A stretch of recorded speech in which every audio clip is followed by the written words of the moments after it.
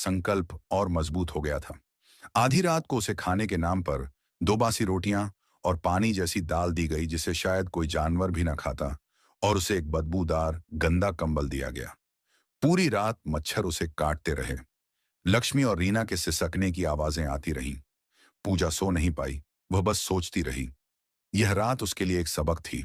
यह रात उसे बता रही थी कि उसका काम कितना मुश्किल है। यह रात उसके डीएम होने का असली इम्तिहान ले रही थी। अगली सुबह जब सूरज की हल्की किरणें लॉकअप की छोटी सी खिड़की से अंदर आईं, तो पूजा के बदन में सख्त जमीन पर सोने से अकड़न हो चुकी थी। गाल पर थप्पड़ का निशान अब नीला पड़ गया था।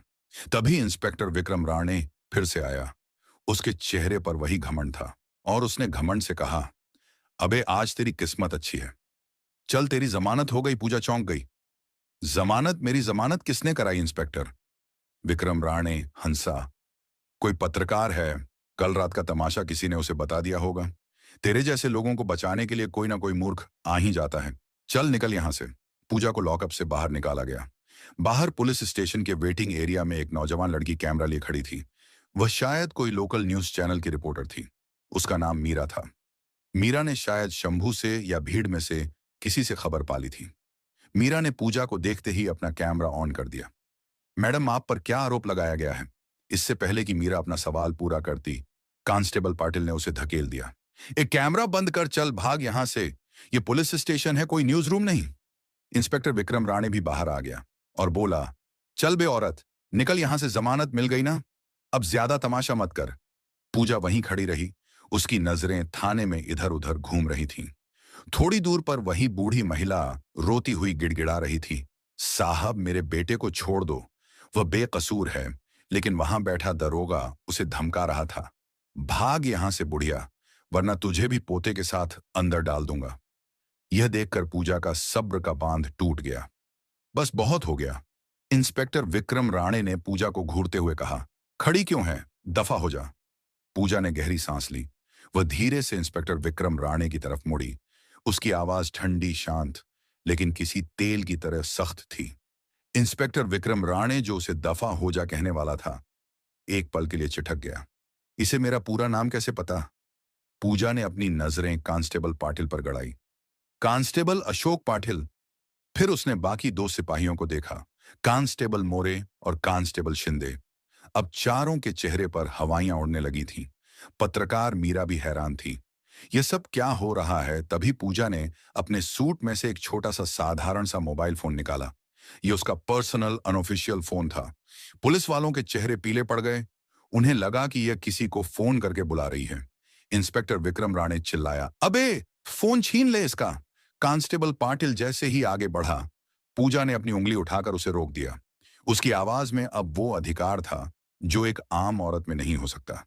वह बोली, अपनी जगह पर खड़े रहो। कांस्टेबल पाटिल के कदम वहीं जम गए। पूजा ने एक नंबर डायल किया। फोन स्पीकर पर था। घंटी बजी। वह कमिश्नर ऑफिस के फोन लगा रही थी। इंस्पेक्टर विक्रम राणे और पाटिल की आंखें फटी रह गईं। पूजा ने शांत आवाज में कहा, कमिश्नर साहब से बात कराएं। कहिए, पूजा सिंह लाइन पर हैं। रिसेप्शनिस्ट की आवाज घबराई हुई, आई जी। Madam 1 minute. कुछ ही सेकंड में फोन पर एक भारी आवाज आई, पूजा जी आप सब ठीक है? आपने इस नंबर पर फोन किया? पूजा की नजरें अभी विक्रम राणे पर टिकी थीं, जो पसीने से तरबतर हो रहा था और कांप रहा था। पूजा ने कहा, नहीं सर, सब ठीक नहीं है। मैं इस वक्त कोथरूड पुलिस स्टेशन में हूं। मैं यहां की मेहमान थी, रात भर आपके लॉकअप में गुजारी है। फोन के दूसरी तरफ सन्नाटा छा गया। कमिश्नर को लगा कि उन्होंने गलत सुना है। क्या आप लॉकअप में थीं? मजाक कर रही हैं मैडम आप? तभी पूजा ने कहा, इंस्पेक्टर विक्रम से पूछ लीजिए सर, उन्होंने कल रात मुझ पर हाथ भी उठाया था। बाकायदा हथकड़ी लगाकर मुझे यहां लाया गया। मैं चाहूंगी कि आप तुरंत अपनी इंटरनल अफेयर्स की टीम के साथ यहां पहुंचें, और हां, एसएसपी साहब को भी साथ लेते आइएगा। यहां सिस्टम में कुछ ज्यादा ही गंदगी फैल गई है, उसे साफ करना है। जी मैडम, मैं बस 5 मिनट में पहुंच रहा हूं। मैडम, कमिश्नर की घबराई हुई आवाज आई और फोन कट गया। अब पुलिस स्टेशन में मौत जैसा सन्नाटा था। इंस्पेक्टर विक्रम राणे का चेहरा सफेद पड़ चुका था। उसके हाथ पैर कांप रहे थे। वो हकलाते हुए बोला, मैडम आप कौन हैं? पूजा सिंह ने अपनी बालों को, जो अब तक बिखरे हुए थे, उन्हें एक झटके से संवारा। वो दो कदम आगे बढ़ी और विक्रम राणे की आंखों में आंखें डालकर बोली, मैं पूजा सिंह हूं, इस जिले की डिस्ट्रिक्ट मजिस्ट्रेट। ये दो शब्द नहीं थे। ये विक्रम राणे और उसके साथियों के लिए मौत का फरमान थे। इंस्पेक्टर विक्रम राणे की हालत ऐसी हो गई जैसे उसे सांप सूंघ गया हो। उसके हाथ से डंडा छूटकर जमीन पर गिर गया। कांस्टेबल पाटिल तो जैसे पत्थर का बन गया था। पत्रकार मीरा का कैमरा अब भी ऑन था। उसका दिमाग घूम गया था। जिले की डीएम भेष बदलकर और उसे पुलिस ने पीटा। ये तो सदी की सबसे बड़ी खबर है। विक्रम राणे की जुबान लड़खड़ा रही थी। हमसे गलती हो गई मैडम, हमें पता नहीं था। वो घुटनों के बल जमीन पर गिरने ही वाला था कि पूजा ने अपनी आवाज से उसे रोक दिया। खड़े रहो इंस्पेक्टर। उसकी आवाज में इतना रोब था कि विक्रम राणे वहीं जम गया। ठीक 5 मिनट बाद थाने के बाहर सायरन की आवाजों का एक पूरा काफिला गूंज उठा। एक दो नहीं, करीब आधा दर्जन गाड़ियां जोर से ब्रेक लगाकर रुकी। गाड़ियों से पुलिस के बड़े बड़े अफसर उतरे। सबसे आगे खुद पुलिस अधिकारी एसपी थे। उनके पीछे एसएसपी और कई दूसरे सीनियर अधिकारी। वे सब लगभग दौड़ते हुए थाने के अंदर आए। अंदर का नजारा देखकर वे सन्न रह गए। जिले की डीएम पूजा सिंह एक मामूली सी कपड़े पहनी खड़ी थी। उनके गाल पर थप्पड़ का नीला निशान साफ दिख रहा था। साड़ी पर धूल लगी थी, बाल बिखरे हुए थे। एसपी साहब ने पूजा सिंह को देखते ही जोर से सैल्यूट ठोका। मैडम, ये क्या हो गया? उनके पीछे खड़े एसएसपी और बाकी अफसरों ने भी फौरन सैल्यूट किया। थाने का जो भी स्टाफ अब तक तमाशा देख रहा था, वे सब डर के मारे कांपते हुए अटेंशन की मुद्रा में खड़े हो गए।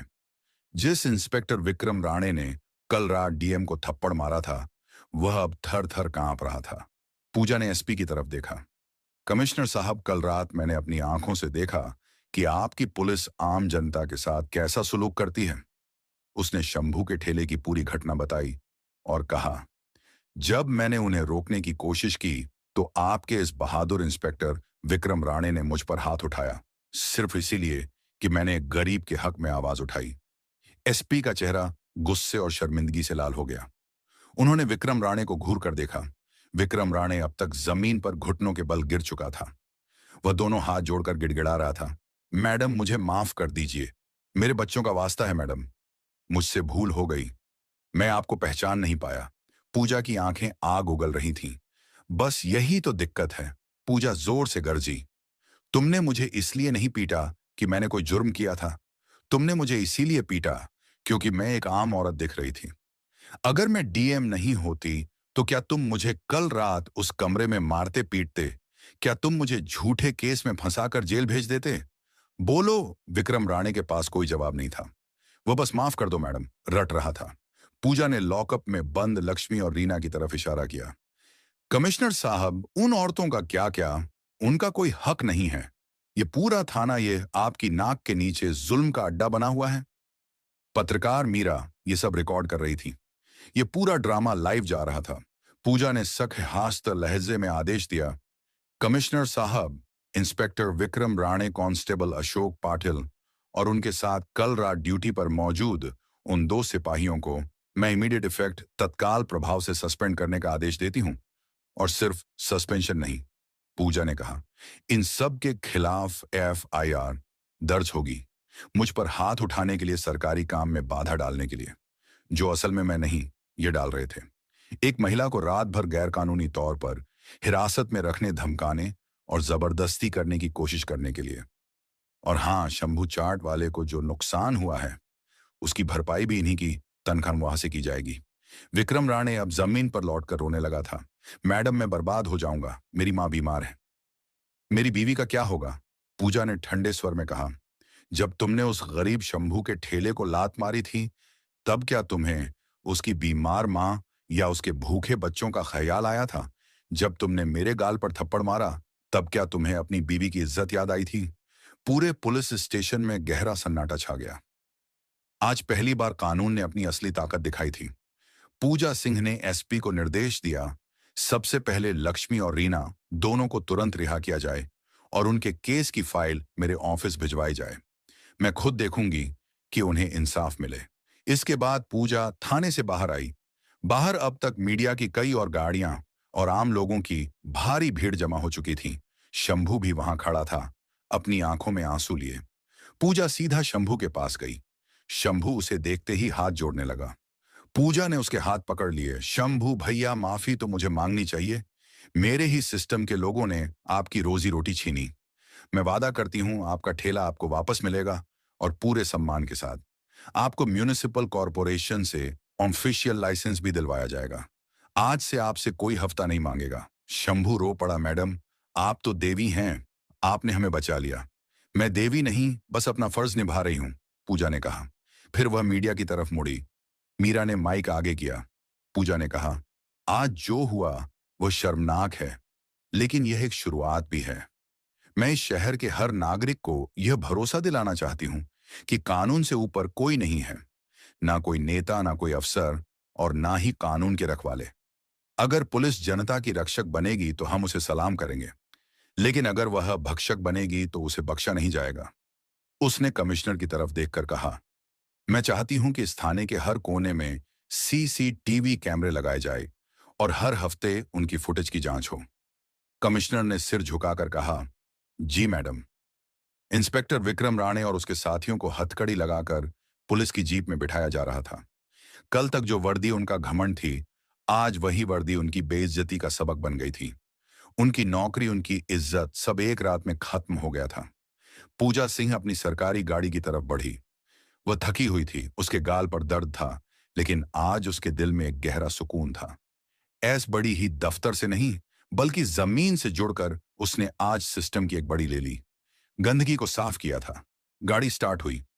पूजा ने शीशे से बाहर देखा। लोग उसकी जय जयकार कर रहे थे। शंभू उसे हाथ जोड़कर विदा कर रहा था। पूजा ने आंखें बंद कर लीं। यह लड़ाई लंबी थी। यह सिर्फ एक रानी की कहानी नहीं थी। यह उस पूरे सिस्टम को बदलने की लड़ाई थी, जिसकी जिम्मेदारी अब उसके कंधों पर थी, और वह इस जिम्मेदारी को निभाने के लिए पूरी तरह तैयार थी। पुणे की वह सुबह एक आम सुबह नहीं थी। वह एक नई उम्मीद, एक नए इंसाफ की सुबह थी। तो दोस्तों, यह कहानी केवल मनोरंजन और शिक्षा के उद्देश्य से बनाई गई है। इसमें दिखाए गए सभी पात्र, घटनाएं और संवाद काल्पनिक हैं। किसी भी वास्तविक व्यक्ति, संस्था या घटना से इनका कोई संबंध नहीं है। कृपया इसे केवल कहानी के रूप में देखें और इसका आनंद लें। हम किसी की भावनाओं को ठेस पहुंचाना नहीं चाहते। अगर आपको यह कहानी पसंद आई हो तो इसे लाइक करें और ज्यादा से ज्यादा लोगों तक शेयर करें। कमेंट करके बताएं कौन सा कदम सबसे अच्छा लगा, और हमारे चैनल को सब्सक्राइब करना न भूलें, क्योंकि हम आपके लिए ऐसे ही प्रेरणादायक कहानियां लाते रहेंगे। धन्यवाद।